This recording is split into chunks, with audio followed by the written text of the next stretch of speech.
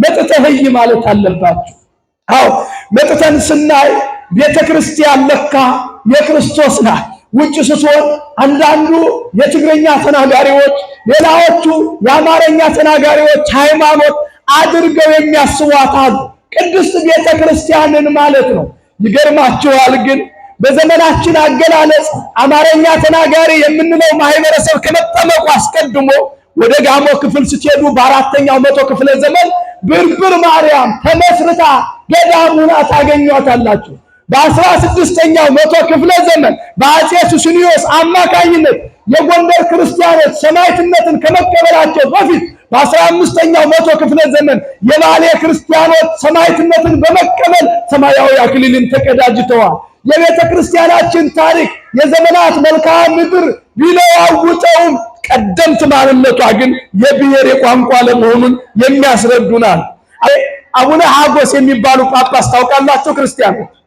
አቡነ ሀጎስ ወይም ደግሞ አቡነ ተካ የሚባሉ ጳጳስ ታውቃላችሁ ወገኖች? ወይንም አቡነ መልካሙ የሚባሉ ጳጳስ ታውቃላችሁ ወይ ክርስቲያኖች? አታውቁ። ስለዚህ ምን ማለት ነው? ወደ እግዚአብሔር ሲቀርቡ ሰማያዊ ስም ይለወጥላቸውና አቡነ ገብርኤል፣ አቡነ ሚካኤል፣ አቡነ ረፋኤል እየተባሉ በብፅዕና መጠሪያቸው ተለውጦ ሰማያዊ ይሆናል። ይሄን እንደ በደላችን ያላራቀን እንደ ኃጢአታችን ያልፈረደብን ቅዱስ ቃሉን እንድንሰማ የፈቀደልን የፍጥረታት ሁሉ ባለቤት ልዑለ ባሕርይ እግዚአብሔር ስሙ የተመሰገነ ይሁን። የደናግል መመኪያቸው የሰማዕታት እናታቸው መመኪያችን እናታችን ቅድስት ድንግል ማርያም ከሰማያውያን መላእክትና ከአበው ቅዱሳን ጋር ስሟ የተመሰገነ ይሁን።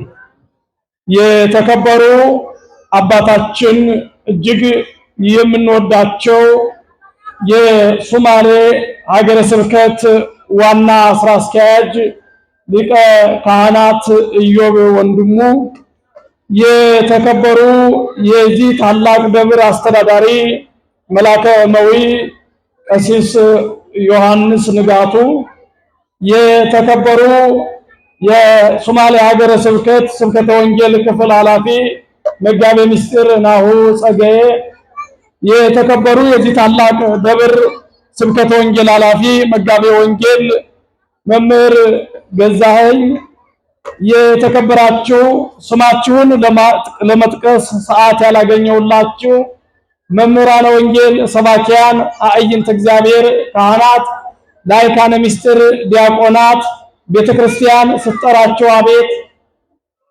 ስትልካችሁ ወዴት በማለት የምታገለግሉ የሰንበት ትምህርት ቤት መዘምራን፣ መዘምራት በአጠቃላይ ምርጫቸውን አውቃችሁ ቅዱስ ቃሉን ለመስማት ስጋውን ደሙን ለመቀበል በዚህ ታላቅ የድህነት አደባባይ የተገኛችሁ አባቶች፣ እናቶች፣ ወንድሞችና እህቶች ሕፃናትም ጭምር በየማዕረጋችሁ በየደረጃችሁ እንደምን አደራችሁ? እንደምንስ ቆያችሁ? አሜን። እንኳን ለመላኩ ለቅዱስ ሚካኤልና ለጻድቁ አባታችን አቡነ ሳሙኤል ዓመታዊ የመታሰቢያ ክብረ በዓል አደረሰን አደረሳችሁ። እልል ብላችሁ እግዚአብሔርን አመስግኑ። ና ከመትርአይ መጥተህ እይ፣ መጥተህ በሉ እይ። የዮሐንስ ወንጌል ምዕራፍ 1 ቁጥር 46 በዚህ ሀገር አኗኗር በአሁኑ ሰዓት አገልግሎት ፈጽማችሁ ወደ ቤታችሁ የምትሄዱበት ሰዓት እንደደረሰ ለናንተ ሕይወትና ኑሮ የሚያስቡ አባቶቻችን እየነገሩኝ ነበርና ያንን ታሳቢ በማድረግ አጠር ላለ ደቂቃ የምንማማርበት ርዕስ ስለሆነ እስከዚያው በሕይወት ላይ እጅግ አስቸኳይ የሆነ ነገር የገጠማችሁ መቀመጥ የማትችሉበት ሁኔታ ላይ የሆናችሁ ካልሆናችሁ በቀር የእግዚአብሔር ቃል እየተነገረ መውጣት የናንተ አለመማር አለመስማት ሳይሆን ያስተማሪውንም የተማሪውንም ልቡና ስለሚረብሽ ክርስቲያኖች የሆናችሁ እጅግ አስቸኳይ ሁኔታ የሌላችሁ በሙሉ ቃሉን በአርምሞ እንድትከታተሉ በቤተ ክርስቲያን ስም ጥሬን አስተላልፋለሁ። በኢትዮጵያ ኦርቶዶክስ ተዋሕዶ ቤተ ክርስቲያን ቀመርና ስሌት ዘመናት፣ ዕለታት፣ ሳምንታት ሁሉ እግዚአብሔር በዓለም ላይ ድንቅ ድንቅ ሥራ ለሰራባቸው በዘመነ ብሉይና በዘመነ ሐዲስ በተከናወኑ የእግዚአብሔር ተአምራት የማስተማር የጥበብ የመገለጥ ጊዜዎች ሁሉ መታሰቢያ ሰጥታ ቤተክርስቲያን ታከብራለች። በዚህ መሰረት በዛሬው ዕለት በወንጌሉ የተነበበው በመዝሙሩ የተቆመው እንደዚሁም ደግሞ በምስባኩ የተዜመው በአጠቃላይ ዘመነ ስብከት ተብሎ ይጠራል። ነቢያት ስለ ጌታ ስለ ኢየሱስ ክርስቶስ ሰው መሆን ስለ ዓለም ድነት ይናፍቁ የነበረበትን ጊዜ በመንፈስ ቅዱስ መጽሔትነት ከሩቅ የተመለከቱበት በመንፈስ ቅዱስ አጉሊ መነጽርነት ከሩቅ ክርስቶስን ያዩበትን የምናስብበት ዕለት ነው። ታዲያ በዚህ በተነበበው የወንጌል ክፍል ላይ በዮሐንስ ወንጌል ምዕራፍ 1 ቁጥር 43 ጀምራችሁ ስትመለከቱ ጌታችን መድኃኒታችን ኢየሱስ ክርስቶስ በገሊላ በሚመላለስበት ጊዜ ወረከቦ እግዚእ ኢየሱስ ለፊልጶስ ጌታ ኢየሱስ ክርስቶስ ፊልጶስን አገኘው። ወውእቱ ፊልጶስ ዘእምቤተ ሳይዳ እምሀገረ ጴጥሮስ ወእንድርያስ ያ ፊልጶስን በቤተ ሳይዳ አውራጃ የጴጥሮስና የእንድርያስ ሀገር በሆነችው ከተማ ውስጥ ይኖር የነበረ ነው። ጌታ ኢየሱስ ክርስቶስ አየው፣ ተመለከተውና ለአገልግሎት ስለመረጠው ተከተለኝ አለው። ፊልጶስ ግን ብቻውን ወደ ክርስቶስ መሄድ አልፈለገም። ክርስቶስ የሕይወት ውሃ ነው፣ የሕይወት ምንጭ ነው፣ እርሱ ሕይወት ነው፣ እርሱ መድኃኒት ነውና ወደ መድኃኒት ብዙ በሽተኞች እያሉ ብቻውን ሄዶ መታከም አልፈለገም። በክርስቶስ በኩል የሚገኘው ሕይወትና ድነት ጥሎ በማለት የሚከናወን አይደለም። ብዙዎች ስለሆንን የሚያልቅብን፣ ጥቂቶች ስለሆንን የሚትረፈረፍብን ስላልሆነ ስለዚህ ናትናኤልን ተመለከተው ይላል። ናትናኤልን በተመለከተው ጊዜ በደስታ ልቡና ላይ ሆነና እንዲህ አለው፣ ረከብናሁ ለኢየሱስ ዘእምናዝሬት ዘሰበከ ሎቱ ሙሴ በኦሪት ወነቢያት ተነበዩ በእንቲአሁ። ሙሴ በኦሪት የጻፈለትን ነቢያት ደግሞ ከሩቅ ሆነው የተመለከቱትን በትንቢት በየምዕራፉ በየአንቀጹ ያስቀመጡለትን እነሆ ኢየሱስ ክርስቶስን አይሁድ ባለማወቅ የዮሴፍ ልጅ የሚሉትን አገኘ ነው ብሎ የምስራች ድምፅ አሰማው። ጌታ ኢየሱስ ክርስቶስን ከማግኘት በላይ የሚያስደስት የሕይወት ፍጻሜ የለምና ያንን ደስታ ለወዳጁ አጋራው። ዛሬ ብዙዎቻችን በክርስቶስ ቤት የሚገኘው ደስታ፣ ፍቅር ለሌሎች ይተርፍ ዘንድ የማሰራጨት ድክመት ሌሎችን የሀብታችን የበረከታችን ተካፋይ እንዲሆኑ ወደ ቤተ እግዚአብሔር የማምጣት ችግር ይታይብናል። ወገኖቼ ነጭ ለብሰን ወደ ቤተ ክርስቲያን ስንመጣ ስለቀሩት ሰዎች አንጨነቅም። ወደ ክህነቱ አገልግሎት ስንጠራ በቤተ መቅደስ ስንመላለስ የሌሎች የክህነቱ ተካፋይ አለመሆን ሲያስጨንቀን አይታይምና ከፊልጶስ ልንማር የሚገባ ነገር ቢኖር ክርስቶስ የሚሰጠው ሀብት፣ በረከት፣ ጤና፣ ፍቅር፣ ሕይወት ለሁሉ በቂ ስለሆነ እነሆ ኢየሱስን አገኘ ነው ብሎ ለሌሎች መንገድ እንዳለብን ያስተምረናል ማለት ነው። ናትናኤል ግን ናዝሬትን የሚያውቃት በትንቢት መነጽር አይደለም፣ በክርስቶስ አመጣጥ አይደለም። ናትናኤል ናዝሬትን በቅርብ ጊዜ በተከሰተ ክስተትና አኗኗር ወንበዴዎች በነበሩባት ጊዜ ያለውን ስዕል ብቻ ተመለከተ። አንዳንዴ ሰው ክርስቶስን ካልተከተለ አንዱን አካባቢ ወይም ይረዳው የሚችለው በተከሰተው ክስተት ነው። ዓለምን የምናያት በክስተቷል። የክስተት ትንተና ውስጥ እንጠመድና ከዛ ተሻግረን የምናየው የሕይወት የድህነት መነጽራችን የተበላሸ ይሆናል ማለት ነው። ስለዚህ ናትናኤል ክርስቶስ በናዝሬት መመላለሱ ሳይሆን የታየው ናዝሬት በዚያ ዘመን የነበሩባት ሰዎች እጅግ የከፉ ስለነበሩ እንዴት ይቻላል አለ። በናዝሬት ደግ ሊወጣ ይችላልን? በፍጹም አላምንም ብሎ ፊልጶስን ተከራከረው። ፊልጶስ እንዳይጠቅስለት አዲስ አማኝ ነው። ገና ክርስቶስን ከተከተለ ሰዓታት አላለፉትም። እንደዚሁ ብሉይ ሐዲስ መጥቀስ የሚችል አይደለም። ግን ምን አለ መሰላችሁ? ና ከመተራይ መጥተህ እያለው ማስረዳት ቢያቅተው መጥተህ እያለ። ዛሬ ምዕመናን ወደ ቤተ ክርስቲያን ስትመጡ ብዙ የሚያውክ መናፍስት፣ ብዙ የሚመላለስ የልቡና ሁከት ይኖራል። በዓለም ላይ ስለ ቤተ ክርስቲያን አሉታዊ አመለካከት ያላቸው ሰዎች በየመንገዱ ሊያስጨንቋችሁ ይችላሉ። ጥቅስ መጥቀስ ካልቻላችሁ እንደ ሊቃውንቱ እንደ መምህራኑ እንደ ካህናቱ ካልተራቀቃችሁ ጸበሉ አያድንም ሲሏችሁ መጥተህ የሚል መልስ መስጠት ያስፈልጋል ወገኖቼ። በቤተ ክርስቲያን ውስጥ ያለው ጣዕም፣ ዜማ፣ ዝማሬ፣ ቅዳሴና ሰዓታቱ በተመስጦ የሰማዩን ዓለም ያስጎበኛል ብላችሁ ስትናገሩ ኧረ በፍጹም እናንተ ቤተ ክርስቲያን ውስጥ እንዲህ አይነት መዓዛ የለም የሚል ሰው ከገጠማችሁ ያንን በጥቅስ ማስረዳት ካልቻላችሁ መጥተህ ማለት ያስፈልጋችኋል ወገኖቼ። በጸሎተ ማርያም በኩል የተፈወሱ የሕይወት እንቆቅልሻቸው የተፈታላቸው የምዕመናን ዜና ታሪክ ሲነገር ኧረ ድንግል ማርያም ልታማልዳችሁ ልታድናችሁ አትችልም የሚላችሁ ሰው ካለ ችግሩን ተሸክሞ መጥቶ ተፈትቶለት አይቶ የቤተ ክርስቲያን አካል ሆኖ እንዲቀር መጥተህ ማለት ያስፈልጋል ወገኖቼ። ብዙዎች ቤተ ክርስቲያንን መጥተው ስላላዩአት ናትናኤል ክርስቶስን በተረዳበት አረዳድ የሚመለከቷት ሰዎች አሉ ማለት ነው። ናትናኤል ክርስቶስን ከናዝሬት ደግ ሰው ሊወጣ ይችላልን ብሎ እንደተረዳ በቤተ ክርስቲያን ውስጥ ሀብት፣ በረከት፣ ፈውስ፣ ጤና፣ ሰላም፣ ፍቅር፣ አንድነት፣ መተሳሰብ መኖሩን ያልተረዱ ሰዎች ሲገጥሟችሁ ምን ማለት አለባችሁ? መጥተህ ማለት አለባችሁ። ቤተ ክርስቲያን የእነንትና ወገን ናት የሁላችን አይደለም ብለው የሚሞግቷችሁ ወንድሞቻችሁ ቢኖሩ መጥተህ ቅዱስ ጴጥሮስን የምንሰግድለት ኢትዮጵያዊ ስለሆነ አይደለም በሉት። ቅዱስ ጊዮርጊስን በሰማዕትነቱ ታቦቱን አውጥተን የምናከብረው የኛን ቋንቋ ስለሚናገር አይደለም ብላችሁ ቤተ ክርስቲያን ከምድራዊ ሐሳብ የተላቀቀች እንደሆነች ልትነግሩት ያስፈልጋችኋል ወገኖቼ። ቤተ ክርስቲያን ባህሏ ቋንቋዋ የሰዎች ነው የሆነ ነገር ነው የሚሏችሁ ሰዎች ካሉ አይደለም። በቤተ ክርስቲያን ታሪክ በአካባቢ የታጠረ ክርስትና የለም ብላችሁ ታሪክ መዛችሁ ልታስረዱት ያስፈልጋል ወገኖች። መጥተህ ማለት አለባችሁ። አዎ መጥተን ስናይ ቤተ ክርስቲያን ለካ የክርስቶስ ናት። ውጭ ስትሆን አንዳንዱ የትግርኛ ተናጋሪዎች፣ ሌላዎቹ የአማርኛ ተናጋሪዎች ሃይማኖት አድርገው የሚያስቧት አሉ። ቅድስት ቤተ ክርስቲያንን ማለት ነው። ይገርማችኋል ግን በዘመናችን አገላለጽ አማርኛ ተናጋሪ የምንለው ማህበረሰብ ከመጠመቁ አስቀድሞ ወደ ጋሞ ክፍል ስትሄዱ በአራተኛው መቶ ክፍለ ዘመን ብርብር ማርያም ተመስርታ ገዳም ሆና ታገኟታላችሁ።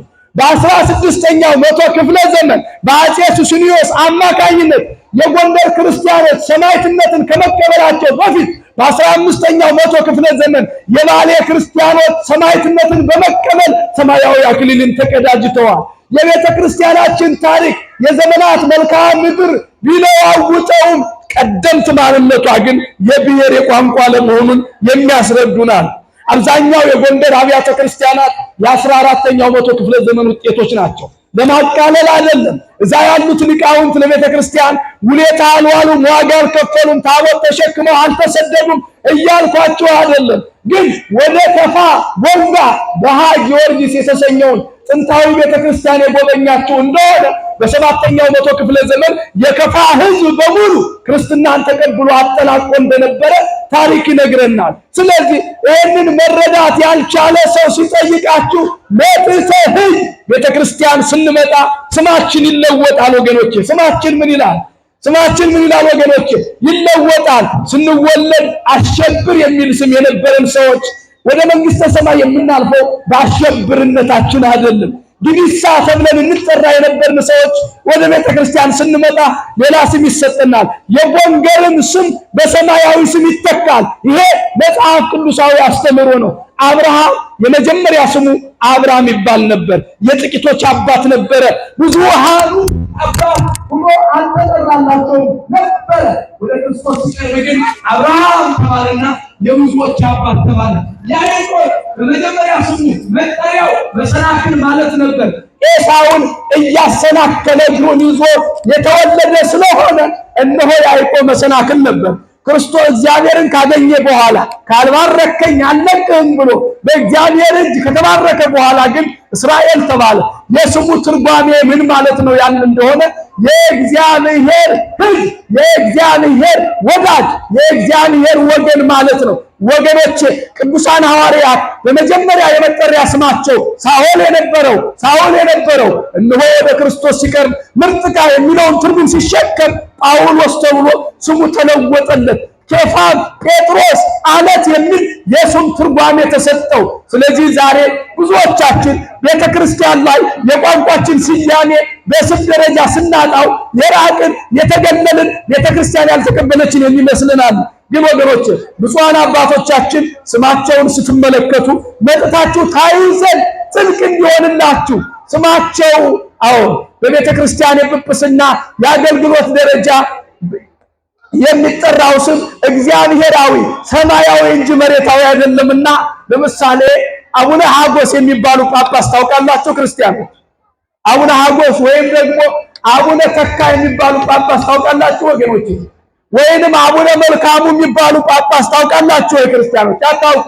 ስለዚህ ምን ማለት ነው? ወደ እግዚአብሔር ሲቀርቡ ሰማያዊ ስም ይለወጥላቸውና አቡነ ገብርኤል፣ አቡነ ሚካኤል፣ አቡነ ረፋኤል እየተባሉ በብፅዕና መጠሪያቸው ተለውጦ ሰማያዊ ይሆናል። ይሄን ሀብ፣ ይሄን በረከት፣ ይሄን ጸጋ ምን ማለት ያስፈልጋል?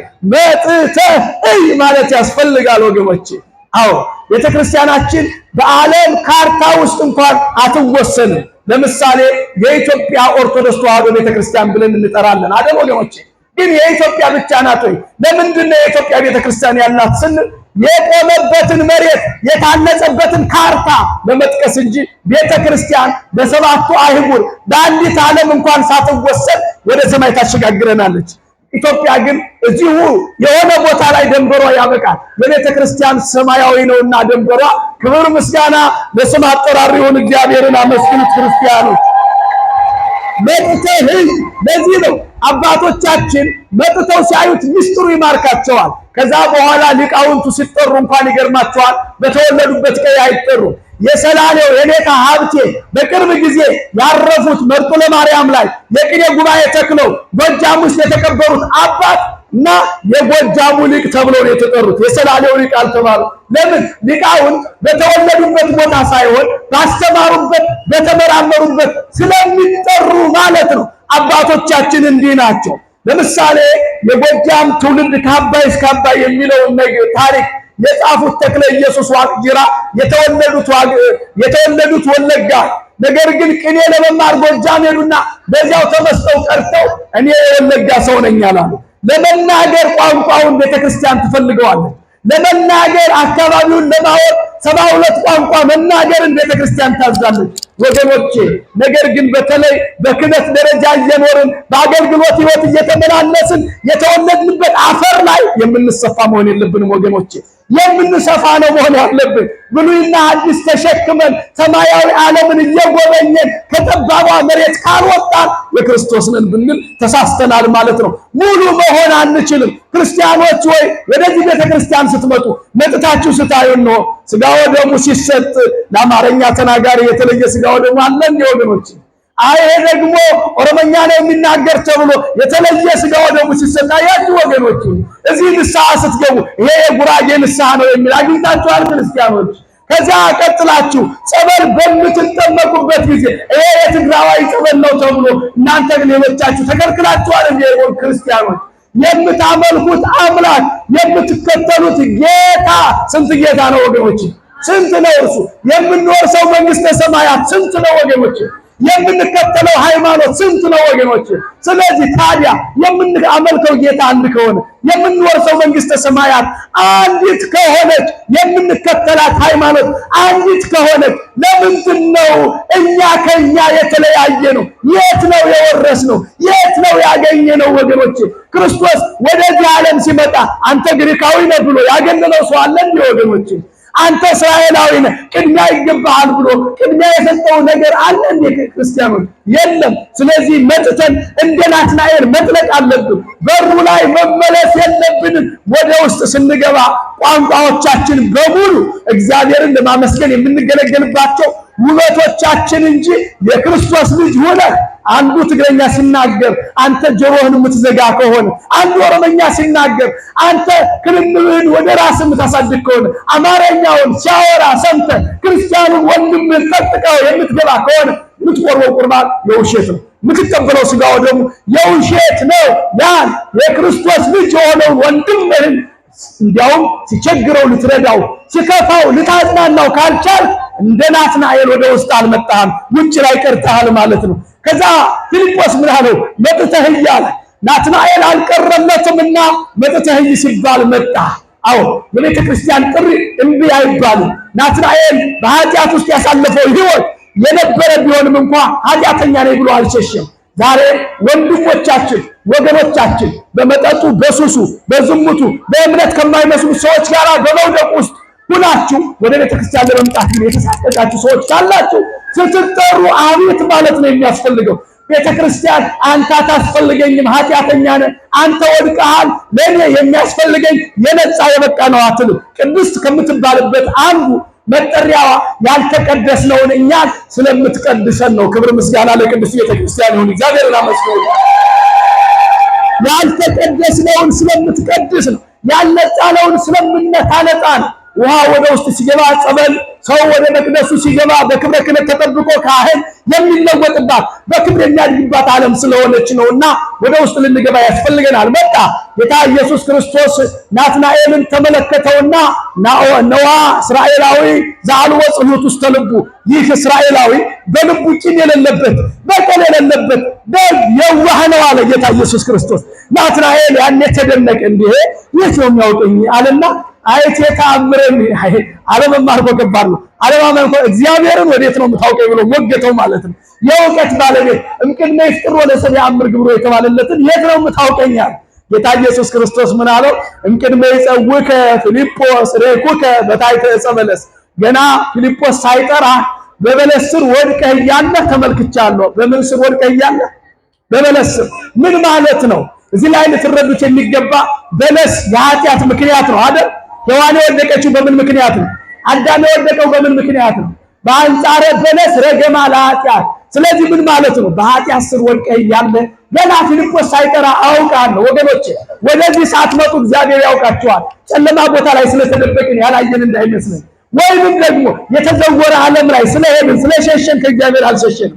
በቅጠል ውስጥ ስለተሸፈንን እግዚአብሔር አያውቀንም ማለት አይቻልም። ምን አለ? እምቅድመ ይጸውከ ፊልጶስ ሬኩከ በታሕተ ዕፀ በለስ፣ ፊልጶስ ሳይጠራ በኃጢአት ውስጥ ወድቀ ሳለ አይቼብሃለሁ አለ። ሁለተኛ ሄሮድስ ሕፃናትን በሚያስገድልበት ጊዜ የናትናኤል እናት በቅርጫት ጠቅልላ የበለስ ቅጠል ስር አልብሳ ትታው ነበርና ያኔ የጠበቅኩህ ያዳንኩህ እኔ ነኝ። ወገኖቼ እዚህ ከመምጣታችን በፊት ሞት ወደ በራችን መጥቶ እያንኳኳ ደዌ ሕማም በእኛ እያንጃበበ ያንን ምልክቱን እንድናይ ያልፈቀደ እግዚአብሔር ገና ሳናውቅ ከሩቅ የመለሰልን ለስንት ቀናት የፈወሰን አምላክ እንደሆነ ተረድታችኋል ወገኖች?